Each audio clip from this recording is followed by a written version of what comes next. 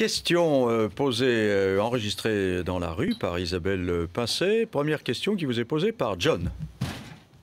Bonjour, je m'appelle John. J'ai une question pour Mme Pécresse. J'aimerais savoir, si M. Copé gagne, qu'allez-vous faire? Oh bah écoutez, je continuerai mon travail d'opposante parce que je pense que l'expérience que j'ai acquise au budget et à l'université est une expérience unique qui me permet de porter, j'allais dire, une vision économique et stratégique un peu différente de celle de la gauche. Et puis, je me consacrerai à mon mandat d'élu local à la région Île-de-France. Mais vous serez à la cave à l'UMP. Oh, vous savez, la vie politique, ça va, ça vient. Puis Jean-François Copé a dit qu'il ferait le rassemblement autour de lui. Nous verrons bien. Alors, j'ai lu sur les réseaux sociaux, Jackie Bordage écrit ceci: si Valérie Pécresse colle encore à François Fillon, je me demande si ça ne va pas faire une bouture dans 5 ans. Je traduis un ticket électoral, François Fillon à la présidence et Valérie Pécresse Premier ministre. Oh là là là là, vous êtes en train de griller bien des étapes. Aujourd'hui, mon objectif, ce serait de vraiment participer à la modernisation du parti. Et quand je dis modernisation, je n'oublie pas un aspect qui me tient particulièrement à cœur, celui de la parité et de la diversité dans l'UMP. Je pense que nous devons aller à la découverte de tous les talents, nous devons les former et nous devons présenter des candidats de renouveau, y compris des femmes, bien sûr. Oui, d'où la question sur la bouture d'ailleurs. Hein. Voilà, non, le réseau social, voilà, ça va faire une belle bouture dans 5 ans. Écoutez, n'anticipons vraiment pas, mais je pense qu'aujourd'hui, on a besoin d'avoir un homme, une femme, à chaque fois que nous créons des responsabilités dans le parti, parce que je pense qu'il faut qu'on forme les femmes et qu'on les fasse monter. Mais je suis sûre que la parité, un jour, protégera les hommes. Autre question qui vous est posée par un téléspectateur. Comment se fait-il que des mères de famille, des pères de famille, des enfants soient dans la précarité aujourd'hui? Merci.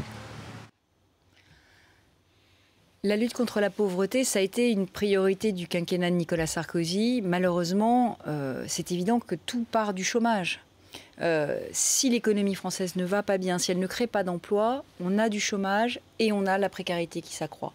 Donc je crois qu'on ne peut pas lutter contre la précarité uniquement en augmentant les dépenses sociales. Et je crois qu'aujourd'hui, la vraie lutte contre la précarité, c'est une politique d'aide et de soutien à la création d'emplois. Une autre question qui va un peu dans le même sens. Joanne, donc ma question pour Madame la Ministre, serait est-ce que la droite n'aurait pas intérêt à avoir un discours beaucoup plus social, beaucoup plus proche du peuple et qui pourrait lui permettre de revenir au pouvoir éventuellement pour une alternance? Mais vous savez, quand on défend les heures supplémentaires, je crois qu'on défend tous ceux qui travaillent et qui se lèvent le matin. Nicolas Sarkozy parlait de la France qui se lève tôt. Je crois que nous voulons défendre cette France-là, cette France qui travaille, cette France qui a l'impression que tout repose sur elle, et c'est elle que nous défendons. Alors sur les réseaux sociaux, je lis sous la signature « Le magicien », au moins s'il y a un plan social chez Hermès, on ne pourra pas dire que c'est la faute de la droite. Ça dit bien finalement en creux à quel point vous avez à droite l'image d'être antisociaux. Oui, mais c'est injuste, c'est profondément injuste. Qui a sauvé les retraites de tous les Français? C'est nous, en ayant le courage de dire aux Français la vérité, c'est-à-dire qu'il fallait travailler un petit peu plus longtemps.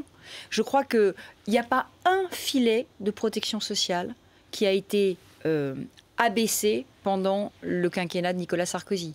On a créé le revenu de solidarité active pour faciliter la réinsertion vers le travail. On a augmenté l'allocation adulte handicapé. On a augmenté l'allocation, le minimum vieillesse. On a augmenté les bourses des étudiants. Donc je crois que dès qu'on a pu le faire, on a été généreux. Mais simplement, moi je le dis parce qu'il faut dire la vérité. Il n'y a pas eu un manque du côté social ? Non, je pense que le sujet, c'est simple. Il faut dire la vérité. Si on ne crée pas de richesse, on n'arrivera pas à être plus généreux qu'on est aujourd'hui. On ne peut pas être généreux avec de l'argent qu'on n'a pas. Mais ceux qui sont riches sont parfois égoïstes. Mais on a fait payer davantage les riches, Monsieur Mazerolle, aussi. Quand on a créé une contribution exceptionnelle de solidarité sur le revenu. De ce rapport du médiateur, à l'époque, qui est aujourd'hui président du Conseil économique et social, Jean-Paul Delevoye, qui d'ailleurs est plutôt, vient des rangs de l'UMP en tout cas, oui, qui avait fait ce rapport en disant, pour 15 millions de Français, la fin de mois ça se joue à 60 € près. Est-ce que vraiment vous avez fait attention à ce genre d'interpellation, à ce genre de constat?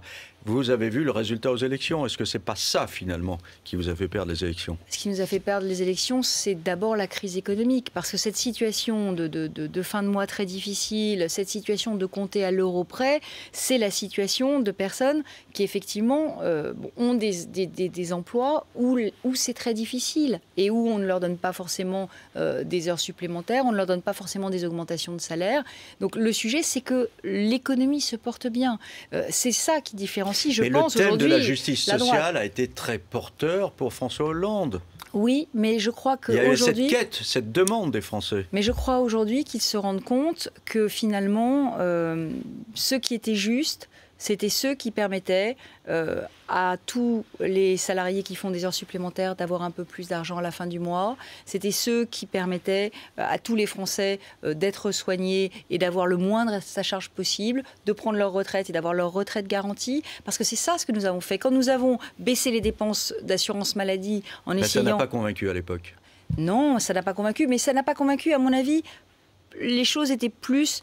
Enfin, c'est plus l'anti-sarkozysme. On a caricaturé Nicolas Sarkozy. On en a fait effectivement l'ami des privilégiés, alors que vraiment le bilan social du gouvernement était bon. D'ailleurs, la preuve, c'est que nous n'avons pas été attaqués sur notre bilan social. Nous avons été attaqués sur cette pseudo-proximité avec les riches, mais pas sur notre bilan social.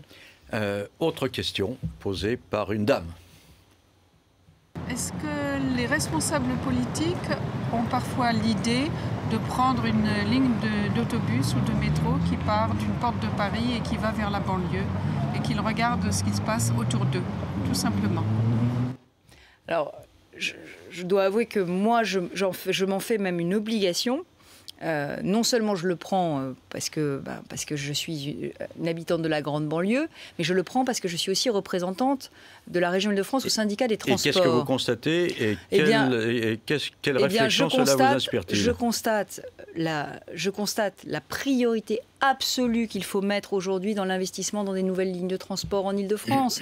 Et ce que je condamne fortement dans le budget 2013, c'est l'abandon de tous les investissements transport en Île-de-France. Le Grand Paris nécessitait 1 milliard d'euros cette année. 7 milliards n'est pas là. Et ça veut dire quoi? Vous savez qu'il y a 5% de franciliens de plus chaque année qui s'installent le long des gares du RER. Comment voulez-vous? Les RER sont déjà totalement bondés. Les lignes sont saturées. Il faut créer des lignes de banlieue à banlieue. Mais ça veut dire investir, ça veut dire prévoir, ça veut dire gouverner. Avec quel argent? Mais avec l'argent des économies sur le fonctionnement de l'État que le gouvernement Hollande n'a pas le courage de faire, avec la baisse du nombre des fonctionnaires. Autre question posée par Bob. Alors bonjour Valérie Pécresse, voilà, je voulais savoir pourquoi ne pas avoir fait comme le PS, c'est-à-dire faire des primaires. Là on est tombé dans une élection un petit peu de deux chefs où l'accès est limité pour les plus petits candidats, comme la jeune NKM qui est tout un symbole puisqu'elle est jeune, c'est une femme et moi qui est jeune j'aurais bien aimé voter pour elle. Voilà, donc je voulais avoir votre avis là-dessus. Merci. C'est vrai que cette élection à la présidence de l'UMP a été trop verrouillée. Nous avons condamné cela. Nous avons dit que ce n'était pas normal qu'on n'ait pas accès aux fichiers. Ce n'était pas normal que le bulletin de parrainage n'ait pas été envoyé à tous les adhérents par courrier, chez eux, à leur domicile. C'était trop restrictif et les conditions n'étaient pas équitables de concurrence. Eh bien, nous nous engageons avec François Fillon à ce que la primaire de 2016, elle, soit totalement ouverte. Et nous prenons l'engagement que des candidats de grande qualité, comme Nathalie Kosciusko, comme Bruno Le Maire, pourront participer à cette primaire. Question posée par une dame qui a refusé de nous donner son prénom, mais qui nous a précisé « Je suis une grand-mère ». Qu'allez-vous faire? Allez-vous vous engager contre le mariage des homosexuels et contre l'adoption par les couples homosexuels? C'est un gros problème de société. Je pense que les Français ne l'ont pas tous compris. La réalité, c'est que des enfants doivent être équilibrés.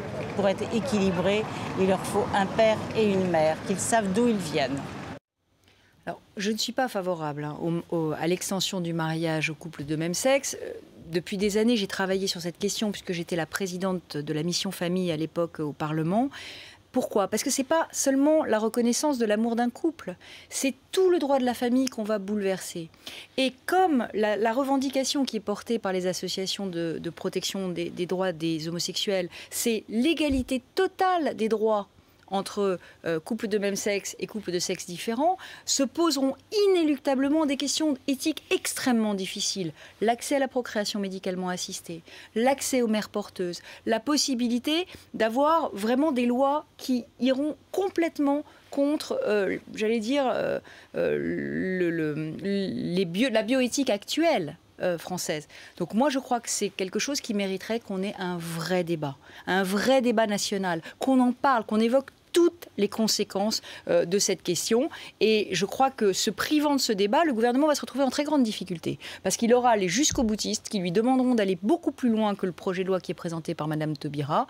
Et je crois qu'aujourd'hui, c'est un débat de société qui mérite qu'on prenne du temps, le temps de la concertation, pour en voir toutes les conséquences. Juste une précision par rapport à la réflexion de notre téléspectatrice tout à l'heure. Il y a des études qui montrent que des enfants élevés par des couples homosexuels sont parfaitement élevés et qu'il n'y a pas forcément... Ça n'est pas exactement ça le sujet. Le sujet, c'est est-ce qu'il faut aller aussi loin que ouvrir la procréation médicalement assistée, ouvrir la possibilité d'avoir des mères porteuses, ouvrir l'adoption et comment on le fait? Une dernière question qui n'est pas une question d'un Français mais d'un Belge, mais on est en Europe, donc c'est une question européenne, d'un député vert européen qui s'adresse directement à vous. Valérie Pécresse, bonsoir. Vous avez été ministre de la Recherche et de l'Enseignement supérieur. Lorsque vous regardez l'évolution de l'Europe et sa position dans la compétition avec la Chine et les États-Unis, ne pensez-vous pas que nous ferions mieux de mettre en commun nos ressources, nos budgets de recherche et développement et d'innovation de manière à avoir une force de frappe supérieure? Autrement dit, à confier à l'Union européenne nos efforts de recherche et les budgets qui vont avec, plutôt de garder cette dispersion entre 27 États membres. Je pense qu'on a intérêt effectivement à mutualiser nos efforts de recherche en Europe. D'ailleurs, dans certains domaines, on y a parfaitement réussi. Je pense par exemple à l'initiative que nous avions prise avec Nicolas Sarkozy sous présidence française sur l'Alzheimer. Tous les pays européens s'apprêtaient à mettre des budgets de recherche chacun de leur côté et on a dit on va faire une programmation conjointe pour Alzheimer. On a réussi à le faire pour Alzheimer. Le problème, c'est la bureaucratie européenne. Je le dis, je l'ai vécu. On a des programmes cadres européens de recherche qui sont extrêmement complexes. Et nos chercheurs souffrent de cette complexité, à tel point d'ailleurs que la France va moins postuler au budget de recherche européen aujourd'hui parce qu'il y a toute une série de guichets qui sont ouverts en France. Ce ne sont pas les États qui freinent, qui veulent conserver leurs prérogatives? Ah non, on a un programme cadre qui est depuis une dizaine de milliards d'euros et ce programme cadre de recherche, il est beaucoup trop complexe et je crois qu'il faudrait d'abord commencer par le simplifier et par le rendre beaucoup plus accessible. Donc vous êtes d'accord avec M. Lamberts?